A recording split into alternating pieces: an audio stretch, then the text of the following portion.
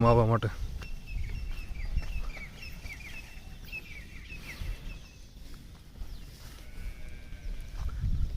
બગલો જોવો ક્યાં બેઠો. હા, તમને ભેહું જોતા એક વાત યાદ આવી ગઈ. હમણાં એક ફોન એપલનો બારો પડ્યો છે 1,80,90,000 2 લાખ જેવો છે. 2 લાખનો ફોન લ્યો, રોકાણ કરો તો એમાં કાંઈ નહીં, નફો કાંઈ નહીં, બધી ખોટ જ. એમ દર મહિને દેવા નાખવાનું જ 2-3 મહિને. એમાં 2 લાખની 2 ભેહું લ્યો, 2 ભેહું કદાચ 10-10 લીટર દૂધ દેતી હોય તો 2 ટાઈમનું 20 લીટર એટલે 40 લીટર દૂધ થાય. 1 લીટરનો ભાવ આપણે મિનિમમ 80 રૂપિયા રાખવી.